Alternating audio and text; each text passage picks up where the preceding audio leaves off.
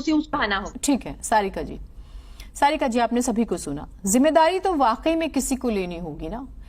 आप वहां बैठ के अपने परिवार के किसी व्यक्ति के लिए दहशत में रहे, मैं यहां बैठकर पैनल के जो अन्य लोग हैं वो कहीं और किसी अपनी बच्ची के लिए, किसी बहन के लिए, किसी के लिए दहशत में रहे, या जो भी है सब हमारे ही तो लोग होते हैं ना। किसी भी परिवार का कोई बच्चा हो, बेटी हो, बेटा हो, कौन।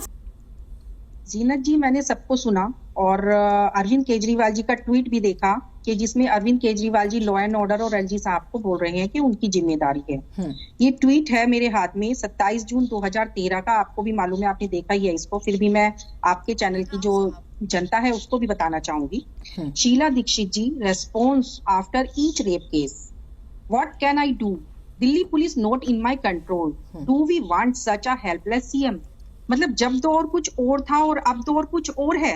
और 2020 के घोषणा पत्र में अरविंद केजरीवाल जी लिखते हैं कि महिलाओं का ख्याल रखना हमारी जिम्मेदारी है और हम उसका ध्यान भी रखेंगे।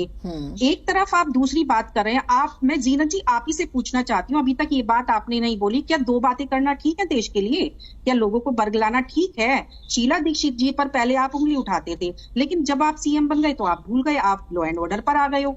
तो इस तरह की मानसिकता रखना ठीक नहीं है। जिस तरह से 16 साल की एक नाबालिग लड़की के साथ इस तरह से उसकी निर्मम हत्या होती है, 40 बार चाकुओं से वार होता है, पत्थरों से उसको मारा जाता है, ये बहुत ही जघन्य अपराध है। और जिस तरह से देखा कि उस लड़के के जो साहिल सरफराज, उसके हाथ में कलावा भी था और कितने सालों से ये जो किस्सा था वो चल रहा था।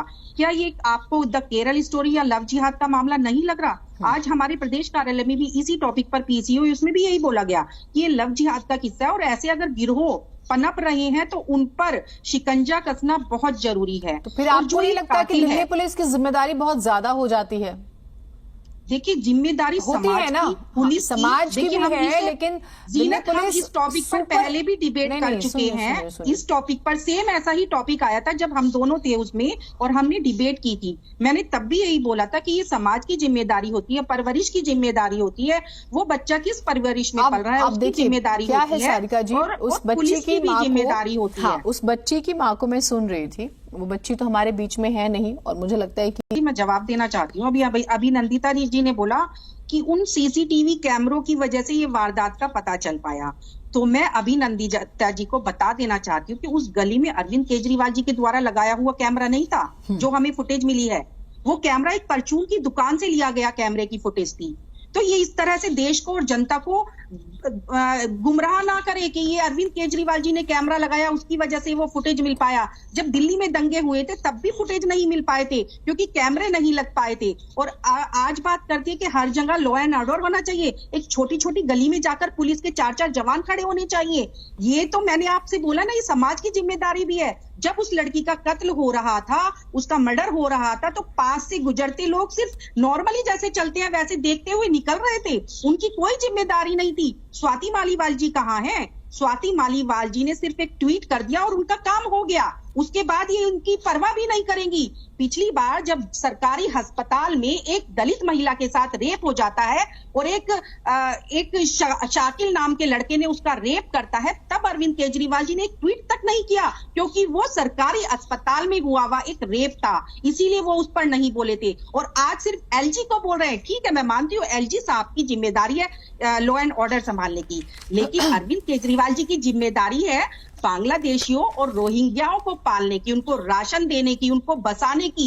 ये सिर्फ उनकी जिम्मेदारी है और ट्वीट करने की। अगर इनमें इतनी सी भी शर्म होती तो उस लड़के का नाम सार्वजनिक करते, ट्वीट में बोलते, मीडिया को बताते, लेकिन उन्होंने नहीं बताया क्योंकि इनको अपनी वोट बैंक का डर लगता है कि कहीं इनकी वोट बैंक इनके हाथ से ना छीन जाए।